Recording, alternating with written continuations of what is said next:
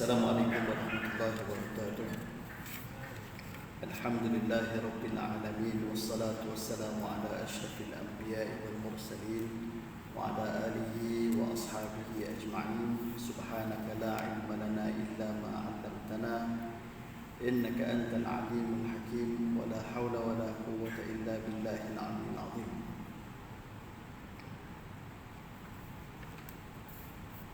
Al-Fadhilatul Imam, pada asatizah dan alim ulama muslimin dan muslimat yang dirahmati Allah Subhanahu wa taala sekalian, alhamdulillah, bersyukur kepada Allah Subhanahu wa taala kerana dapat bersama pada pagi yang berbahagia ini selepas Ramadan. Saya tak hadir kuliah subuh dan bulan sebelum itu pun kalau tak silap pun tak berkesempatan untuk hadir. Jadi alhamdulillah dapat kita menyambung pengajian kita pada pagi yang berbahagia ini, masih lagi dalam membicarakan kitab Al-Fiqh Manhaji ala Madhab Al-Imam Syafi'i, Fiqh Manhaji dalam Madhab Imam Syafi'i, yang ditulis oleh 3 orang ulama daripada Suriah, Dr. Mustafa Al-Khair, Mustafa Al-Bugha dan juga Ali Al-Syarwaji. Suatu buku yang bagus, banyak diterjemahkan dalam bahasa Malaysia. Ada usaha yang dilakukan oleh pejabat mufti wilayah persekutuan, Jabatan Mufti Negeri Pahang pun mengambil bab khusus tentang muamalat, diterjemahkan dan banyak menjadi silibus kepada pengajian di peringkat universiti, khususnya dalam melihat mazhab Syafi'i dan juga pandangan ulama Syafi'iyah berkaitan dengan bidang muamalat, bidang fiqh. Baik. Sebelum menyambung iaitu tentang tajuk riba, kerana pada kuliah dulu kita dah menghabiskan tajuk terakhir dalam bab Al-Bay', kitab Al-Bay' iaitu berkaitan dengan fasakh. Saya nak sebut naik di tangga tadi, saya seronok tengok tutup ni dekat depan, iaitu tabung pengurusan korban. Kenapa saya seronok tuan-tuan sekalian? Sebab dalam bab menguruskan korban ini pun ada fiqahnya. Fiqh berkaitan dengan korban ini bukan sekadar fiqh berkaitan dengan udhiyah, berkaitan dengan apa yang kita nak sembelih itu, tetapi pengurusan apa yang kita nak sembelih itu dari sudut binatang disembelih, ada syaratnya dan sebagainya. Tetapi antara perkara yang banyak berlaku kecacatan adalah aspek yang berkaitan dengan pengurusan. Pengurusan terutamanya di antara yang menganjur dengan yang menyertai ibadah korban tersebut. Tak jelas dari sudut akadnya dan sebagainya, tak jelas dari sudut penggunaan pembelian binatang udhiyah yang sedikit sebanyak tidak mencacatkan kesempurnaan dalam kita melakukan ibadah tersebut. Sebab itu tuan-tuan sekalian, kadang-kadang orang kampung di Kelantan contoh, orang kampung yang mengaji kitab dalam bidang yang pelbagai, dia lebih cermat. Saya ingat lagi waktu saya masuk ibadah korban di kampung di Kelantan dulu, kita ambil satu bahagian lembu tu milik ustaz di kampung tu. Jadi sebelum daripada dibuat penyembelihan korban itu, dia buat akad iaitu dia panggil seorang-seorang, 7 orang yang menyertai ibadah tersebut datang, dan kemudian dia kata saya dengan ini menjual satu bahagian daripada 7 bahagian lembu ini kepada tuan dengan harga sekian. Jadi yang memasuki korban ibadah tersebut kata saya beli. Jadi itu apa dia? Itu adalah kontrak jual beli, akad jual beli. Bahkan dia nak lagi cermat, dia ambil tali lembu tu, dia bagi pula kat tangan kawan tu. Kawan tu pegang tali lembu dan pulangkan balik kepada dia. Jadi spiritnya apa? Itu si tamlik, soal memberikan milkiyah, soal memberikan ownership, perpindahan pemilikan daripada dia kepada pihak yang membeli tersebut, menepati maksud jual beli, yang mana kita dah sebut dulu, para ulama mendefinisikan sebagai mubadalatu malun bimalin ala wajhin makhsus bitaradi tamlikan wa tamallukan, iaitu ditukar barang dengan barang. Dalam konteks itu menukarkan di antara satu bahagian daripada 7 bahagian lembu dengan duit yang digunakan untuk membeli lembu tadi, dan kemudian adanya di sana tamlikan wa tamallukan, iaitu pemberian milikan dan juga pengambilan milikan. Adanya taking ownership and giving of ownership, pemberian milik, iaitu berpindah daripada pihak yang memiliki lembu dan dia telah mendapat consideration, dia telah mendapat gantiannya, iaitu lembu dah pergi kepada kawan yang membeli dan dia telah mendapat gantinya, iaitu wang yang merupakan saman, yang merupakan harga kepada benda yang kepada lembu yang telah pun dijual kepada pihak yang membelinya. Lepas daripada itu selesai bab nombor 1, iaitu bab jual beli. Lepas ni ustaz tu nak sembelih pula, kan? Disebut pula, ikut saya, dia kata, sekarang saya mewakilkan kepada ustaz untuk melaksanakan ibadah korban bagi pihak saya. Itu dah kontrak lain, itu dah bab wakalah, iaitu memberikan perwakilan kepada ustaz yang akan melakukan penyembelihan itu bagi pihak dia, sebab dia tak sembelih sendiri. Jadi itu tuan-tuan sekalian, cermat dalam mengatur muamalat. Bukan sekadar melakukan ibadah korban, tengok nombor akaun, transfer, kan? Borang pun tak ada, apa pun tak ada. Ya, betul, di antara kita dengan Allah Subhanahu Wa Taala kita rasa kita telah melakukan ibadah korban, tetapi ianya dalam keadaan yang tidak sempurna, tidak beberapa sempurna aturan dari sudut kita melaksanakan ibadah tersebut. Samalah kita pergi melakukan ibadah haji, kan? Ibadah haji cukup ditekuni tentang soal pendetailan dalam melakukan ibadah haji. Pendetailan dalam melakukan ibadah haji. Kalau saya bagi sebagai contoh, kan, orang perempuan khususnya yang banyak isu-isu yang memerlukan dicermatkan dalam melakukan ibadah haji, berkaitan dengan darah umpamanya, kan, sampaikan dalam mazhab kita Syafi'i yang banyak ihtiyat, banyak kewaspadaan. Kenapa banyak waspada, banyak ihtiyatnya ni? Kerana kita mengharapkan bahawa ibadah yang kita lakukan itu diterima oleh Allah Subhanahu Wa Taala. Apatah lagi bila mana kita melibatkan ibadah yang nak dapatnya payah, kan, once for a lifetime, kan, nak dapat susah, menunggu bukan main lama, kan, ada belanja pula yang perlu dikeluarkan. Jadi bukan boleh pergi buat main-main ringan-ringan, kan. Jadi kadang-kadang ada orang perempuan, kan, dia dalam melakukan tawaf dan sebagainya, mungkin waktu di Malaysia ni jogging pun tidak, kan.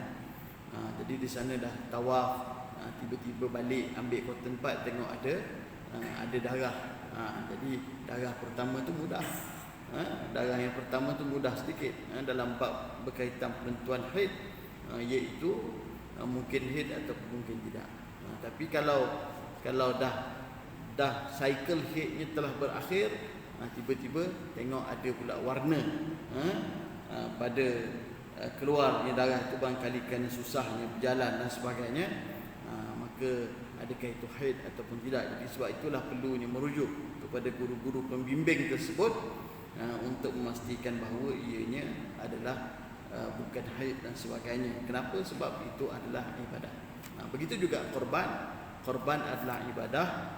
Jadi dalam menganjurkan korban, lakukanlah dengan secara yang terbaik, sama ada penganjur ataupun kita yang menyertai ibadah korban tersebut, kerana ianya adalah ibadah. Jadi yang saya puji kat depan tuan-tuan, jadi bila tengok tajuk tong tu tabung pengurusan korban, berarti masjid menyeru anggota jemaah sumbang. Ini bukan ibadah korban, tapi ini untuk pengurusan, kan?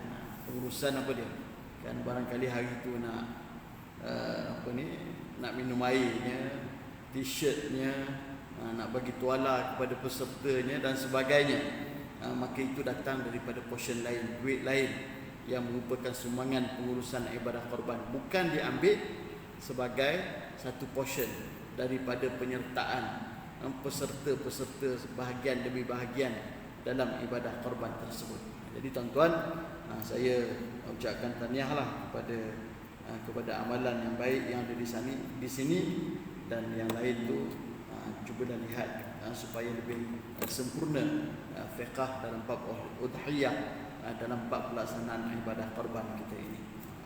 Jadi kalau sempat carilah mana-mana ustaz datang bahas kat sini untuk kita melihat secara lebih terperinci supaya kita melakukan ibadah korban dan juga ibadah-ibadah lain itu dalam keadaan yang lebih meaningful, lebih bermakna, kerana kita menghayati bukan sahaja falsafahnya tetapi juga melihat aspek teknikalitiesnya dalam pelaksanaan ibadah tersebut dengan secara lebih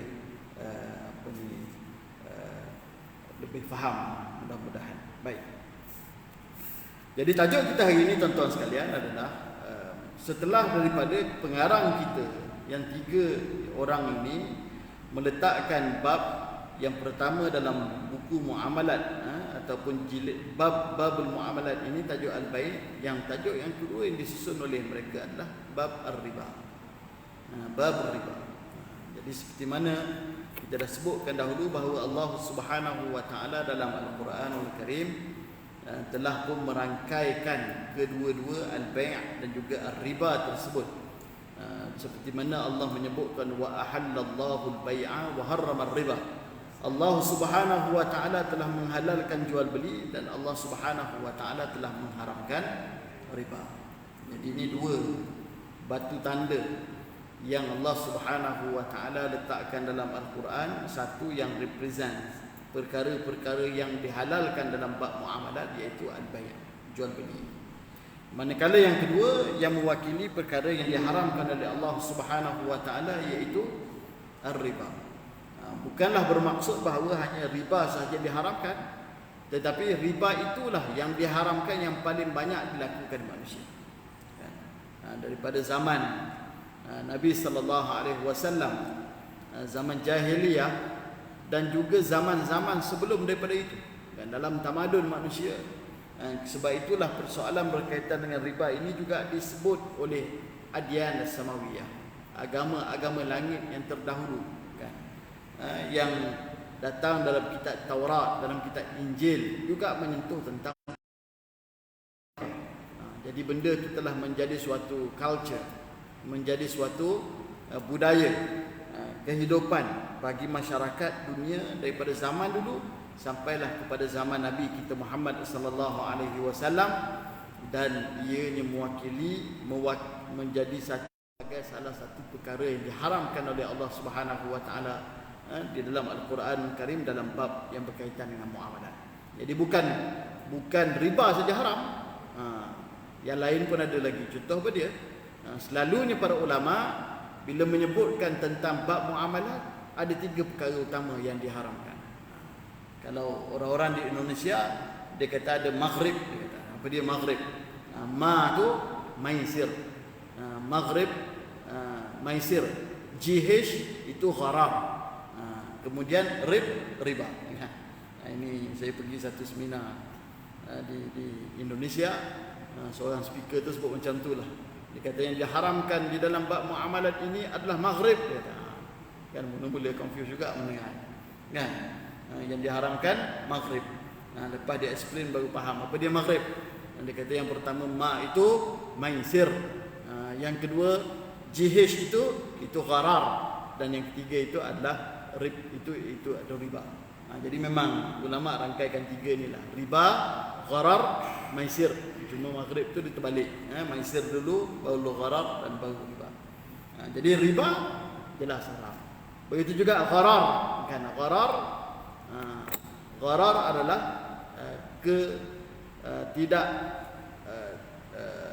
pastian, yang mana dulu pun kita dah bincang dalam bab jual beli kita dulu, bahawa disyaratkan bahawa subject of sale, al-ma'qud alaih, benda yang dikontrakkan. Kalau jual barang ada 2 benda yang dikontrakkan, Kalau saya jual jam saya ni, benda yang pertama dikontrakkan adalah jam. Inilah yang menjadi subjek of the transaction. Dan yang keduanya, saya menjual dengan mengharapkan ada bayaran. Jadi harga itu adalah subjek. Jadi kedua-dua subjek kepada transaksi tersebut mesti jelas. Kalau tidak jelas, maka di sana ada gharar. Di sana ada gharar. Sebagai contoh contohnya, saya jual jam saya. Berapa harga ustaz? Terpulanglah nak bayar berapa pun. Kan? Itu gharar itu. Terpulang nak bayar berapa? Itu ada elemen gharar di sana.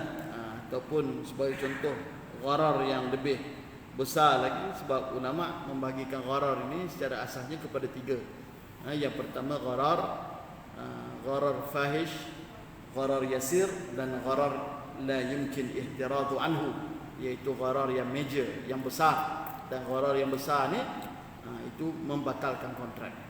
Tapi ada minor gharar. Jadi minor gharar ni tidaklah sampai membatalkan kontrak. Dan ada gharar yang unavoidable, yang memang tak boleh nak dielak. Memang exist dekat dalam transaksi, tak boleh dielak, dan ianya sesuatu perkara yang tidaklah sampai membatalkan kontrak. Jadi fokusnya dalam bab gharar ialah fokus kepada benda yang boleh batalkan kontrak, jangan sampai wujud. Sebagai contoh apa dia? Beli sesuatu, memang daripada awal lagi tak tahu benda tu boleh diserah ataupun tidak, kan? Kebarangkalian untuk memperolehinya adalah suatu perkara yang diragui, kan? Contoh yang besarnya, kita beli ikan yang bakal ditangkap, kan? Tak tangkap pun lagi, bakal ditangkap. Jadi ada gharar. Jadi dalam bahasa undang-undang, benda tu telah pun void ab initio, void from the early beginning. From the point of entering into the contract pun benda tu telah batal, ataupun benda tidak sah daripada awal lagi, memang sudah tidak sah. Kenapa? Sebab ada je elemen of gharar, elemen gharar yang Nabi sallallahu alaihi wasallam menyebutkan, Rasulullah sallallahu alaihi wasallam an bai'il gharar. Rasulullah sallallahu alaihi wasallam melarang kamu daripada melakukan jual beli yang gharar. Dan yang ketiga itu maisir, judi. Itu nanti sampai babnya kita akan lihat dalam perbahasan. Jadi 3 benda tu jangan ada. Jadi bukan riba saja diharamkan, ada lagi benda lain diharamkan, tetapi riba lah yang paling obvious dilakukan oleh manusia sejak zaman berzaman. Dan kerana itulah antaranya Allah kata para mufassirin, Allah merangkaikan 2 tu dalam suratul Baqarah, wa halallahu al-bai'a wa harrama riba. Baik. Jadi surah Baqarah ni banyak berkaitan dengan bab muamalat. Malam tadi saya ke World Trade Center semalam, hari pertama kan, Pesta Buku Antarabangsa Kuala Lumpur 2023. Jadi satu buku yang saya beli dekat satu kedai Pak Arab daripada Mesir malam tadi, tajuknya adalah Ahkamul Muamalat fi Suratul Baqarah. Terbalik kan, hukum hakam muamalat dalam surah Al-Baqarah. Jadi pengarang dia tu hanya mencabut ayat-ayat berkaitan dengan muamalat dalam surah Al-Baqarah sahaja, dan dibahaskan tentang bab muamalat dalam surah. Memang betul, memang di antara 114 surah dalam Al-Quran, yang paling panjang sudah pasti Al-Baqarah, dan yang paling banyak perbahasan bab muamalat pun dalam surah Al-Baqarah. Termasuklah ayat yang paling panjang dalam Al-Quran. Kat mana tuan-tuan? Dalam surah Baqarah. Dan ayat paling panjang Al-Quran tu memang ayat muamalat. Ya ayyuhalladzina amanu idza tadayantum bidainin ila ajalin musamman faqtubuh, kan, hingga akhir satu muka surat tu, satu ayat. Wahai orang-orang beriman, bila kamu saling berhutang dengan sesama kamu, maka hendaklah kamu tulis, kan, hendaklah kamu tulis, kata Allah Subhanahu wa taala. Baik. Jadi pengarang kita mengatakan bahawa apa itu riba? Riba itu lughatan az-ziyadah. Riba itu pada bahasa maksudnya bertambah, ziyadah ataupun tambahan. Riba pada bahasa maksudnya tambahan, dan yang dimaksudkan di sini adalah az-ziyadatu ala ra'sil mal qallat aw kathurat. Yang pertama, dan yang dimaksudkan di sini adalah tambahan ke atas pokok, ra'sul mal, tambahan ke atas prinsipal, sama ada tambahan itu berkurang ataupun bertambah. Yang pentingnya adalah prinsipal diberikan dan kemudian consideration dapat balik itu sama ada reduce, discounted ataupun bertambah.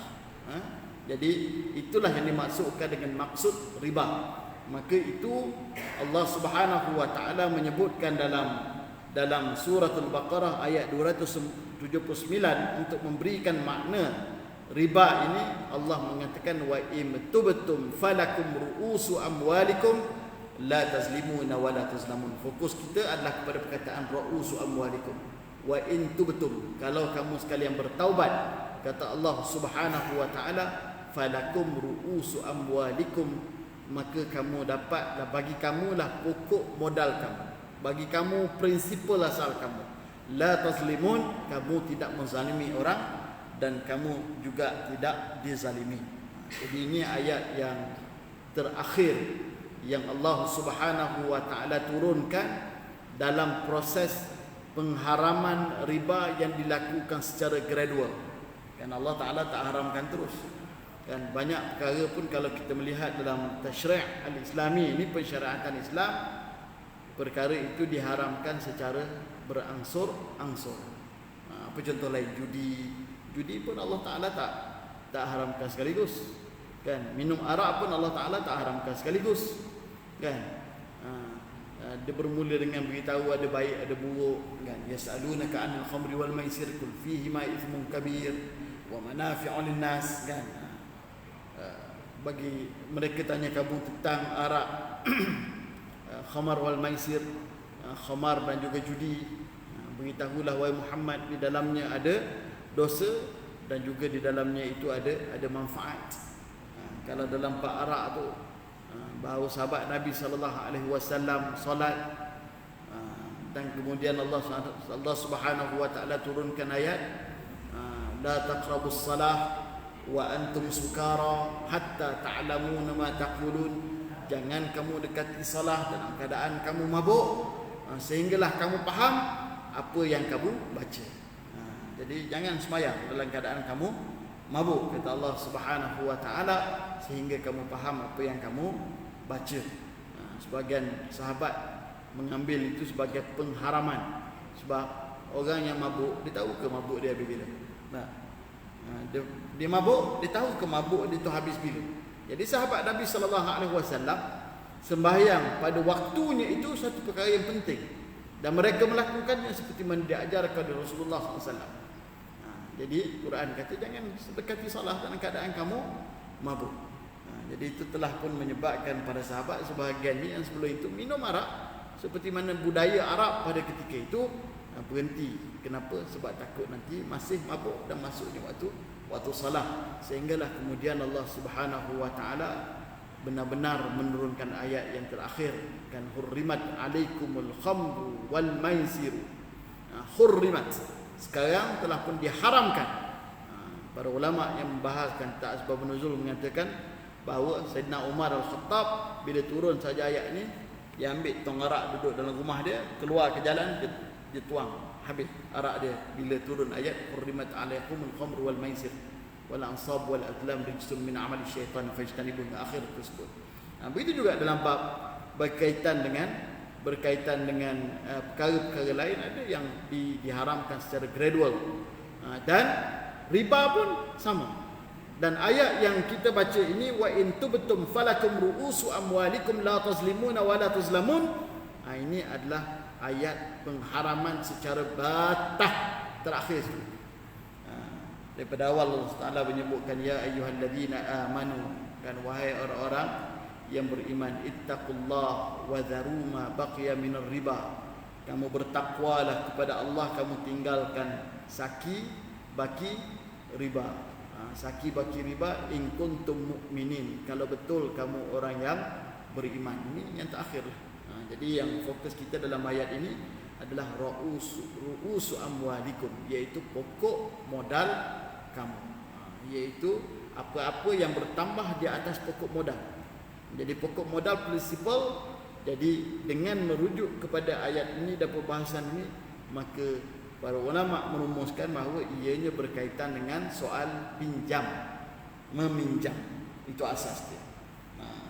Dan Nabi secara lebih spesifik dalam hadis yang diriwayatkan oleh Al-Imam Abi Daud menyebutkan kullu qardin jarra manfaatan fahuwa riba. Setiap pinjaman diberikan, diambil, menarik manfaat ke atasnya, maka itu adalah riba. Dalam hadis yang lain Nabi menyebutkan idza aqradtum syai'an fala ta'khudh hadiyatan. Nabi kata kalau kamu berikan hadiah, kamu memberikan pinjaman sesuatu, jangan kamu ambil hadiah, kata Nabi SAW. Kalau kamu bagi pinjam, maka jangan kamu ambil hadiah, kata Rasulullah sallallahu alaihi wasallam. Jadi itu tipikal tuan-tuan. Apa yang berlaku dalam masyarakat itulah. Secara ekonominya ada orang yang ada surplus, ada orang yang ada defisit. Kan? Ada the surplus units of the economy dan ada deficit unit of the economy. Ada orang ada lebih, ada orang ada kurang. Kan? Yang kurang ni ialah yang mencari nak pinjam duit. Yang ada lebih dialah yang ada potensi untuk memberi pinjam. Itu realiti daripada zaman dulu pun. Kan? Ada orang sampai hujung bulan tak cukup dia. Maka dia terpaksa mencari orang yang memberikan pinjaman kepada dia. Dan itu dalam masyarakat Arab Jahiliyah dahulu, mereka memang memberikan pinjam, dan pinjaman itu sampai mewujudkan satu kelas dalam kumpulan perhambaan itu yang disebabkan hutang. Hamba yang dia jadi hamba bukan disebabkan dia itu hamba daripada asal dia hamba, tetapi dia menjadi hamba kepada orang yang memberi hutangnya, kerana gagalnya dia untuk membayar hutang menyebabkan dia kehilangan kemerdekaannya dan menyerahkan diri dia untuk menjadi hamba kepada orang yang memberikan pinjaman kepada dia. Jadi itu salah satu kategori hamba. Yang ada adalah yang lahir dalam keadaan merdeka tetapi menjadi hamba kerana hutang yang tak mampu dibayar olehnya. Jadi tak mampu dibayar tu kenapa? Sebab amalan riba lah. Sebab itulah salah satu daripada kategori riba. Kalau kita lihat nanti ada riba al-qard, riba al-fadli, riba an-nasa. Salah satu riba itu adalah riba al-jahiliyah. Riba jahiliyah. Kenapa dinamakan ia sebagai riba jahiliyah? Sebab itulah uruf pemberian riba, iaitu imma an taqdi am turba. Sama ada kamu settle hutang kamu ataupun hutang kamu tunai. Kan hutang kamu tunai. Jadi kalau kita panggil dalam bahasa moden ini, itulah compounding interest. Kan? Compounding. Kamu daripada awal lagi aku bagi kamu duit pinjaman 100, kamu bayar balik 110. Okey, itu simple interest. Itu simple interest. Itu memang benda yang asasnya berlaku. Selepas daripada ada simple interest tu dalam masyarakat Arab Jahiliyah, ada element of compounding pula. Kan? Simple interestnya aku bagi pinjam 100, bayar balik 110.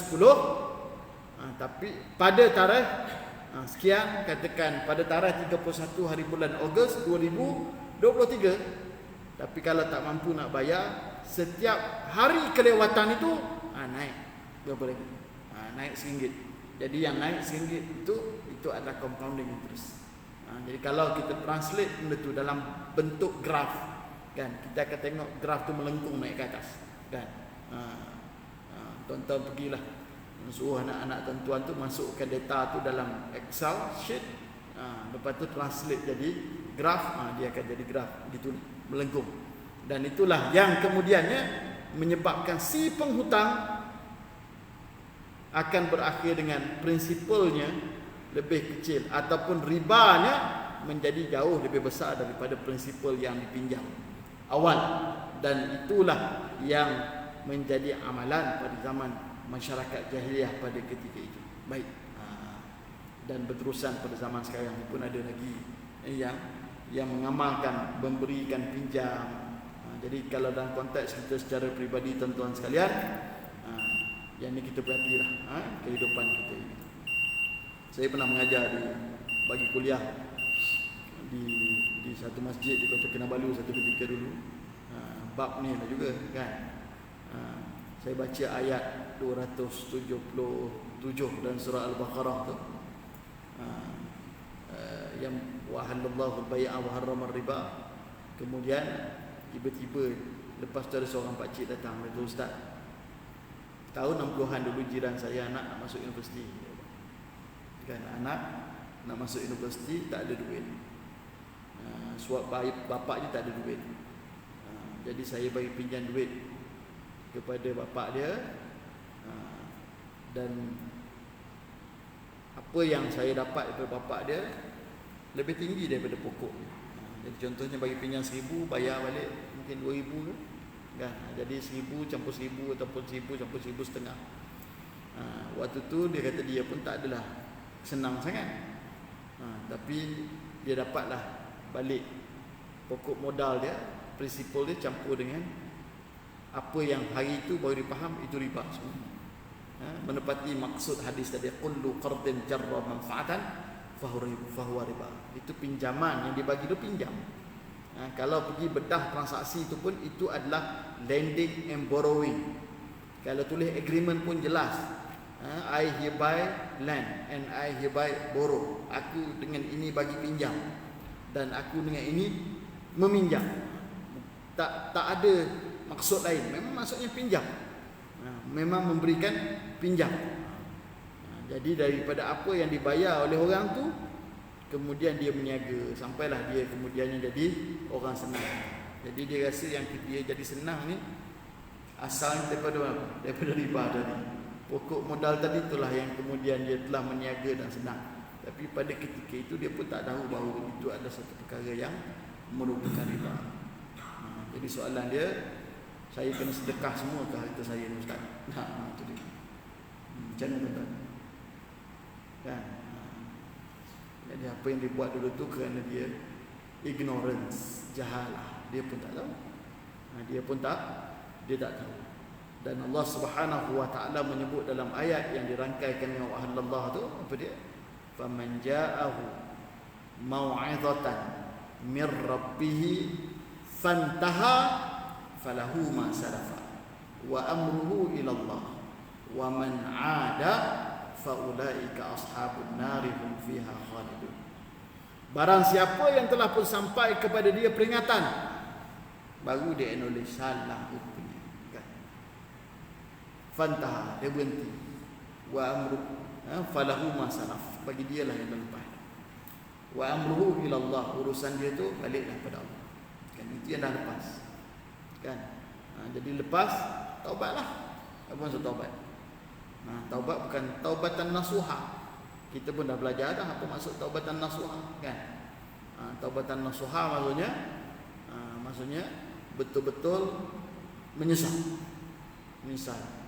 Yang kedua, kalau ambil hak orang, pulangkan. Jadi kalau dalam kes dia tadi, jiran dia yang dibagi pinjam tu ada lagi tak? Hidup lagi tak? Kan? Ataupun masih diketahui atau tidak? Mungkin dia dah meninggal. Anak dia tahu tak di mana? Mana portion riba yang dia ambil tadi, pergilah pulang balik. Kan? Dia bagi pinjam duit pada dia 1,000, suruh dia bayar 2,500. 1,500 tu pergi hantar balik. Kan? 1,500 tu hantar balik. Sebab itu adalah pengambilan akhdhu malal ghairi zulman. Ambil harta orang secara zalim. Pulang balik. Kan? Jadi kemudiannya antara dia dengan Allah Subhanahu wa taala lah. Dan yang berisunya adalah waman ada, siapa yang patah balik dan terus ulang melakukan dosa, maka faulaika ashabun nar hum fiha khalidun. Allah mengatakan itulah ancamannya penghuni neraka dan kekal di dalamnya. Kekal mereka itu berada di dalamnya. Baik. Jadi apa hukum riba ini tuan-tuan? Hukum riba ini muharramun fi jami'il adyan samawiyah. Iaitu telah pun satu perkara yang haram dalam kebanyakan agama-agama langit. Kan? Agama-agama samawi sebelum daripada Islam pun ianya adalah satu perkara yang diharamkan oleh Allah Subhanahu wa taala. Baik. Jadi yang dimaksudkan dengan riba tadi contohnya seperti tadilah, seperti yang saya contohkan dan disebutkan oleh Rasulullah sallallahu alaihi wasallam secara jelas, iaitu yang utamanya adalah bila ianya bersifat qardun, pinjaman, pinjam. Jadi yang ni kena perhati betul tuan-tuan.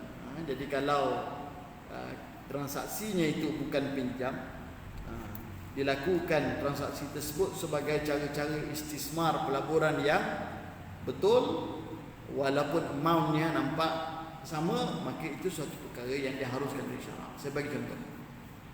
Ada orang nak berniaga, ada orang nak berniaga tapi tak ada modal, datang jumpa kita, ustaz nak pinjam duit 20,000. Okey, nak pinjam duit 20,000.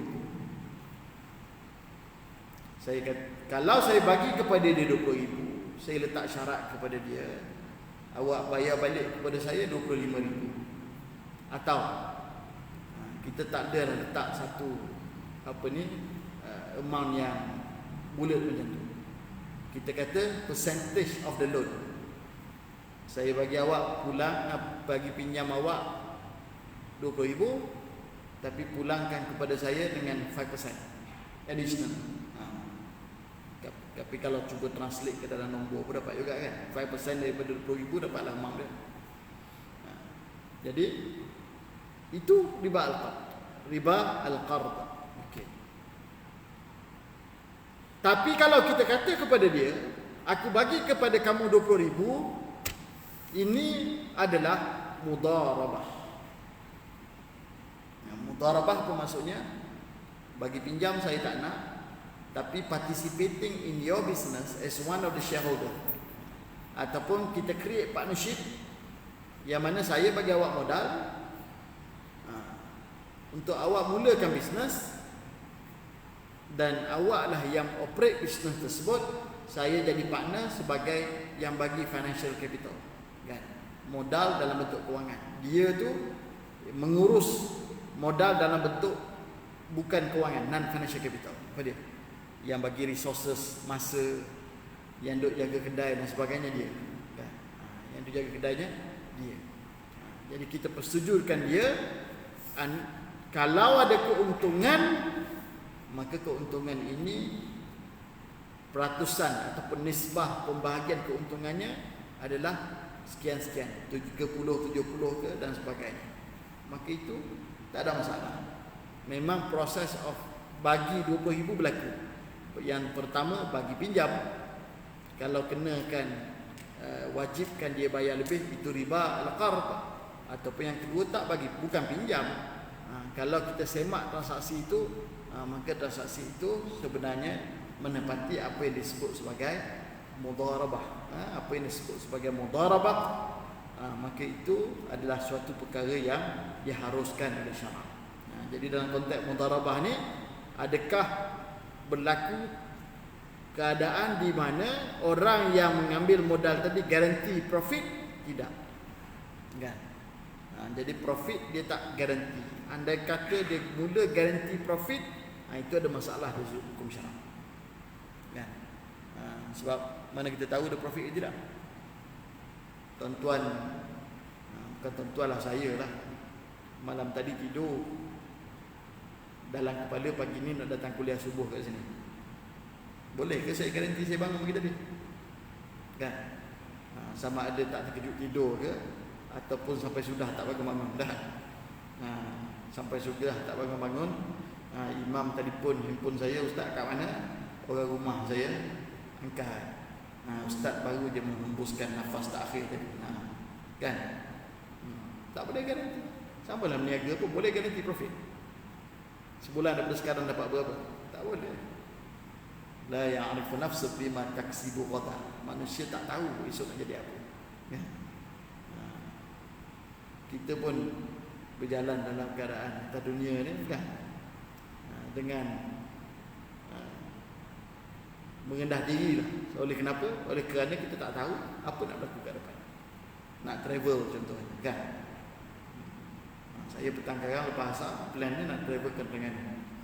Besok ada satu kongres di Terengganu yang saya kena bentang kertas kerja macam mana nak accelerate the economic growth of the state, kan?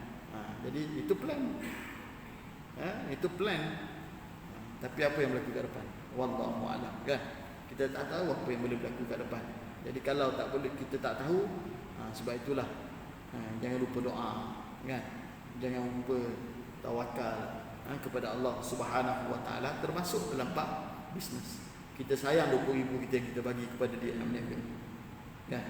Jadi antara cara kita bertawakalnya adalah daripada awal lagi pilihlah orang yang betul, kan? Jangan simply bagi. Kalau orang tu kita tak confident awal-awal lagi, aku bagi kau hadiah je dah 20,000 ni, kan? Contoh, dah awal-awal lagi orang dah tak confident, ataupun jangan bagi langsung. Tak salah pun tak bagi langsung. Ataupun bagi tapi tidak mengharapkan apa-apa pulangan di atas bagi itu. Kamu bayar balik prinsip berlaku pun bagus satu, kan? Itu yang disebut sebagai qardul hasan, benevolent loan. Kita bagi kepada dia dengan tidak mewajibkan dia bayar lebih dan tidak memberikan pengharapan. Tetapi hasan ni datang daripada both party sepatutnya. Kedua-dua pihak tu kena ada hasan. Hasan baik daripada pihak lender, bagilah pinjam tanpa harapkan dia pulang lebih. Hasan daripada pihak borrower, dah orang tolong kamu di masa kamu ni defisit buat berniaga dan sebagainya, ataupun bukan berniaga lah, orang bagi pinjam kepada kamu, tak letak pun syarat kena bayar lebih. Bayar lebih nanti bila bayar balik adalah hasan kalau kamu bagi lebih, kan? Kita bagi pinjam kepada dia 1,000, dia susah. Bila sampai masa nak bayar, dia bagi kita 1,000. Dia kata, Ustaz bagi pinjam 1,000 dulu, saya berniaga Ustaz, untung banyak. Ambillah, saya tambah RM500. Itu tak ada masalah, kan? Dia tambah RM50, RM500, yang mana RM500 itu tidak menjadi condition, kan? Waktu bagi loan dulu not conditional upon paying additional RM500, tak. Waktu bagi pinjaman tak ada syarat kena bayar lebih, tetapi waktu bayaran dia bagi lebih, itu tak ada masalah. Itu disebut sebagai qardul hasan, dan Allah sendiri pun menyebut dalam Quran, kan, tentang qardan hasanah, bagi lebih. Jadi itulah sepatutnya muasyarah dalam masyarakat kita. Jadi yang lebih, yang kaya, tolonglah kepada yang miskin, yang memerlukan, bagi pinjam. Dan bagi pinjam janganlah tambah riba. Janganlah tambah riba. Tapi kalau kita confident dengan apa yang dia buat, kita rasa kita nak profit, tak ada masalah. Buatlah dalam bentuk mudharabah dan sebagainya, dan kita persetujukanlah tentang peragihan keuntungan. Tapi hari tidak selalunya cerah, kadang-kadang hujan di tengah hari. Itu kita pun kena tahu.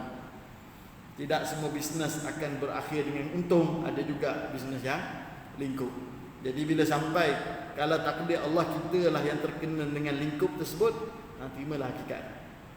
Jadi kalau dalam konteks beri 20,000 modal tadi, tiba-tiba bisnes tu tak menjadi, apa dia? Banyaklah. Terutama sekali investment dekat dalam benda-benda yang bersifat agriculture, kan, cukup fluid, kan? Bisnes tu very vulnerable. Bertercucuk tanam, kan?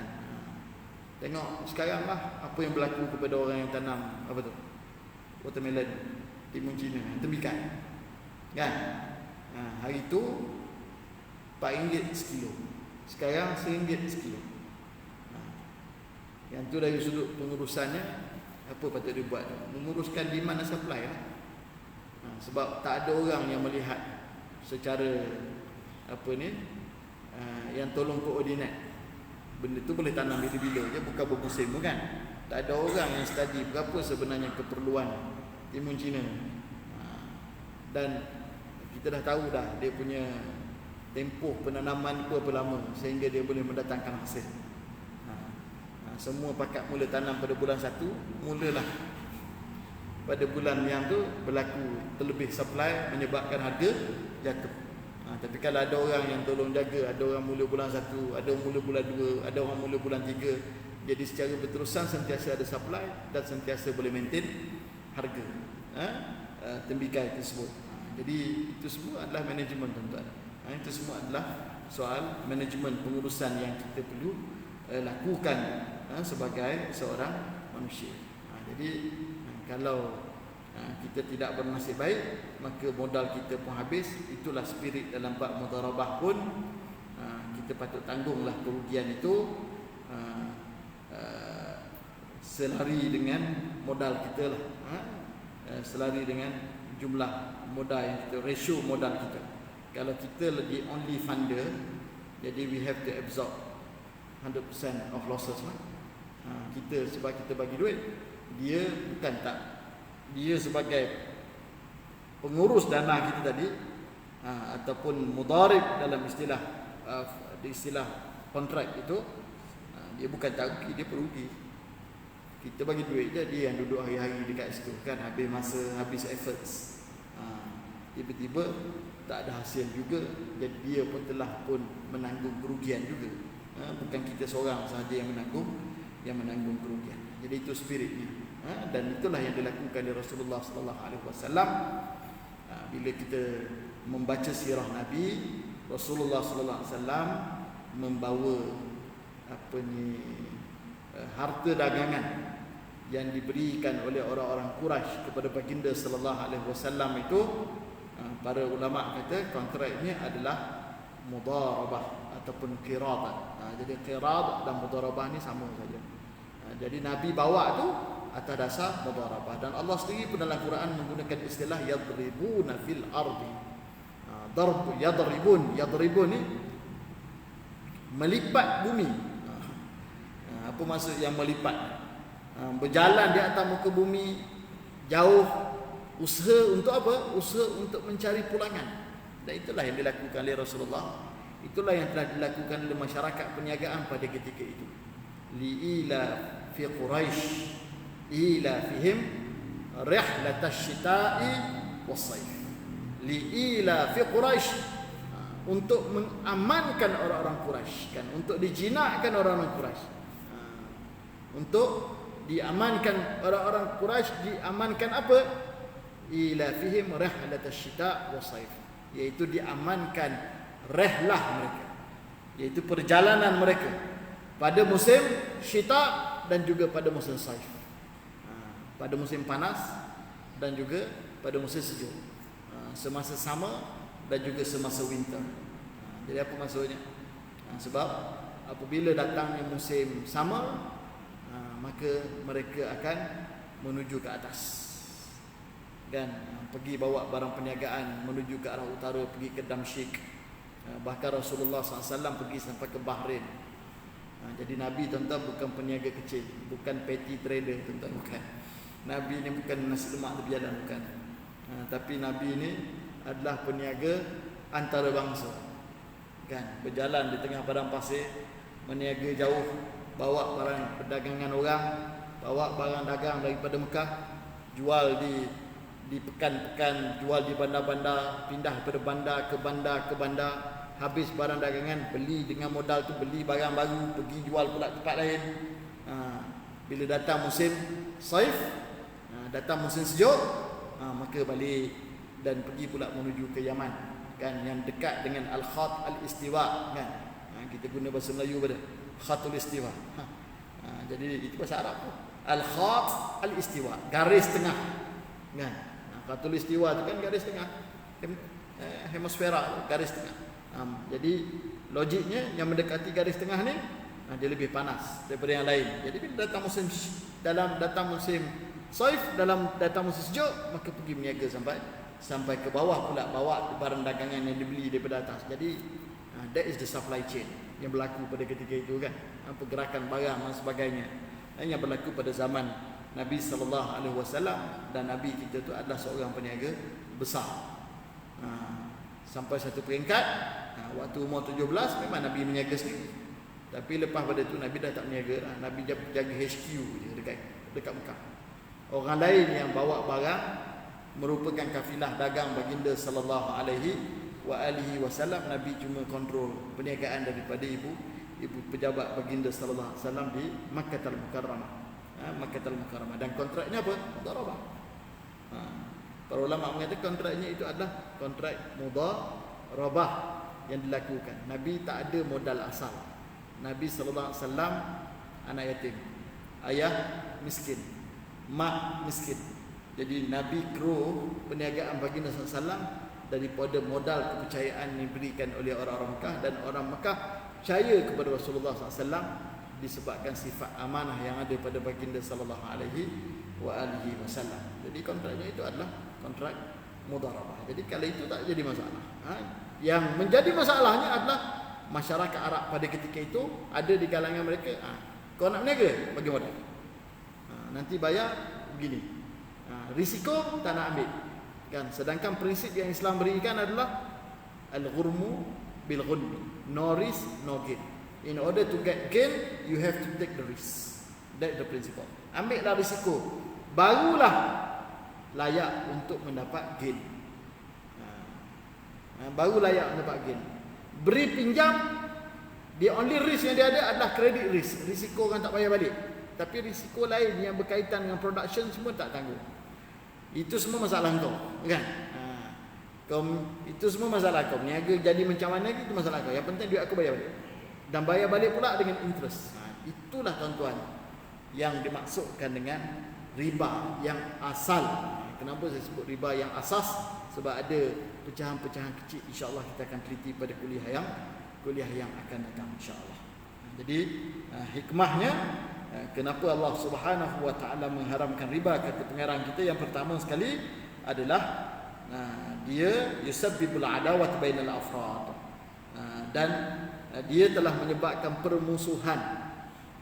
permusuhan di kalangan individu, dan kemudian telah pun menghilangkan roh at-ta'awud bainahum.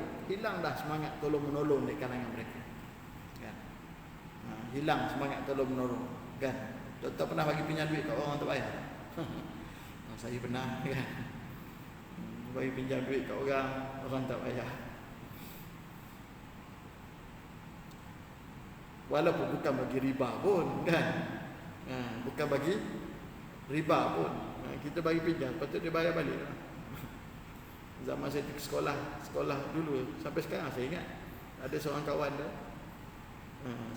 dia nak pinjam duit dengan saya RM10, saya bagi dia pinjam. Sekarang dia engineer Petronas. Tak apalah, saya dah lama. Tapi saya nak ceritanya, pemberi pinjam mesti ingat, betul tak? Pemberi pinjam mesti ingat, yang pinjam dia tak ingat. Jadi kita yang bagi pinjam RM10 tu ingat. Dulu sebab kita pun RM10 tu waktu tu besar, kita nak orang susah, kan? Ayam lawyer getah sekolah kat Kajang. Jadi ayah masuk duit tu pun kita dah tahu dah, dia nak masuk duit dekat dalam account tu payah dah nak dapat duit tu. Tapi kerana kawan punya pasal sayang, bagi je kat pinjam. Sampai sekarang dia tak bayar. Tapi nak ceritanya, yang pinjam puluhan tahun lepas tu masih ingat lagi. Masih ingat. Yang pinjam 2-3 tahun lepas lagi ingat, kan? Dia kan, ada seorang kawan. Kalau dia tengok YouTube pagi ni, ingat awak ada pinjam duit dengan saya.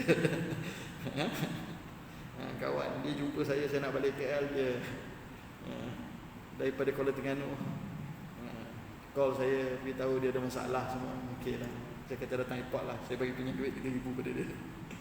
Lepas tu jumpa dia banyak kali, saya pun tak tahu dia ingat tak bahawa dia pernah pinjam duit RM3,000 dengan saya. Dah, kan? Jadi orang bagi pinjam mesti ingat. Jadi itu boleh mencetuskan rasa tak senang. Kalaupun tidak permusuhan, jadi perasaan itu tetap ada. Tetap ada. Apatah lagi kalau yang meminjam itu tak ingat, kan? Tak ingat. Kita minta dengan dia, kita pula waktu bagi pinjam tu tak ikut apa yang disuruh oleh Allah Subhanahu wa taala. Allah suruh apa? Ayat tadi lah yang paling panjang. Idza tadayantum bidainin ila ajalin musamman faktubu. Bila kamu saling berhutang, tulis. Dan hari itu memang saya pun tak ikut lah yang Allah Ta'ala suruh tu, sebab kawan baik, kan? Daripada kecil dia berkawan, tak tulis lah, harap dia ingat je lah. Harap dia ingat. Tapi kalau dia tak bayar pun tak maulah, kawan saya susah, tak halal lah. Kalau dia tak bayar, tapi kalau dia bayar saya terima, tuan-tuan. Tapi kalau dia tak bayar, dah halalkan. Baik. Jadi itu yang pertama. Yang kedua adalah riba ni boleh menyebabkan akhlak orang itu, khususnya membujukkan akhlak seorang yang bersifat manipulatif. Kama yuaddi ila tarqimil aqwal fi aidiha, bersifat manipulatif kan. Sebab biasa sangat bagi pinjam dapat tambahan riba, hilang ihsan tu hilang kan. Memang dia tak kira dah orang susah ke orang tak susah ke, sifat ta'awun dah tak ada dah. Sifat manusia patut saling menolong semua tak ada dah. Tak kisahlah kau punya masalah apa dia, aku boleh bagi tapi bayar dengan riba. Dia boleh lahirkan manusia yang bersifat manipulatif yang sedemikian, dan kemudian yang ketiganya telah pun menjadi suatu pengurusan harta yang tidak produktif kan. Tak produktif. Sebab harta ni sepatutnya dia bersifat nemu. Sebab itu tuan-tuan sekalian, zakat, apa-apa yang sifatnya tidak namak, tidak berkembang, tak kena zakat. Sebagai contoh, tuan-tuan meniaga kereta, ada used car kan, meniaga used car. Sebagai owner used car tu, tuan-tuan pakai kereta. Kereta yang tuan-tuan pakai itu tak kena zakat. Yang kena zakat tu yang memang nak jual tu, yang tu dia kena zakat kan. Itu menjadi arud tijarah, itu menjadi alat perniagaan yang kena zakat. Tapi semasa dia sebagai aset dia tak kena zakat. Waktu kita dah jual, dah ada revenue, daripada revenue tersebut kan, adalah kaedah pengiraan taksiran dia. Jadi Islam minta harta itu dikembangkan, berkembang. Jadi memberikan pinjaman semata-mata tuan-tuan sekalian, dia tidak membawa kepada perkembangan harta, kerana wang ini asalnya tidak ada nilai sebenar, no intrinsic value. Duit tak ada nilai sebenar. Nilai duit itu, duit ni apa peranan duit? Ada beberapa tu je dalam perbahasan. Yang pertama, dia storage of value, dia medium of exchange kan. Penyimpan nilai kan, penyimpan nilai. Kemudian dia alat pertukaran kan. Walaupun sekarang paling teruklah exchange rate tu ringgit Malaysia sekarang kan. Sahabat-sahabat kita yang pergi ke Mekah tu, kesianlah nak compare dengan orang yang pergi tahun-tahun yang terdahulu. Dah lah makin panas kan, value ringgit pula makin rendah kan. Ringgit Malaysia kepada dolar Singapura berapa tuan-tuan sekarang? 3.4 tuan-tuan. $1 Singapura RM3.40 Malaysia sekarang. Jadi duit tak ada nilai sebenar pada kacamata Islam. Yang ada nilainya adalah hasil penggunaan duit tersebut, bisnes dan sebagainya. Jadi itulah tuan-tuan sekalian antara hikmah kenapa Islam mengharapkan riba. InsyaAllah kita sambung pada kuliah kita yang seterusnya. Kita lihat aqsamur riba, pembahagian riba kan. Asasnya ada dua lah yang besar, riba duyun, riba buyu'. Bawah riba duyun tu ada riba qard, riba jahiliyah.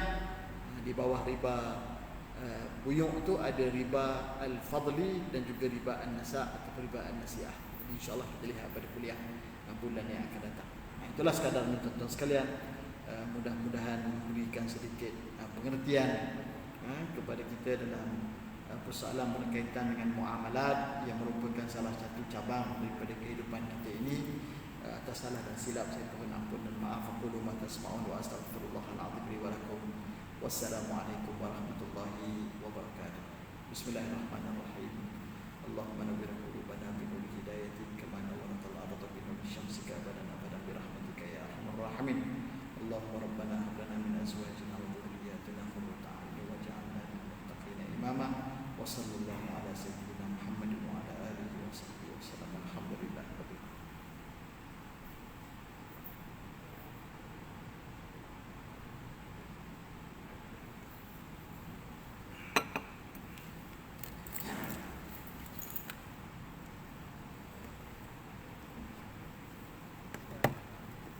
kasih. Jazakallah khair.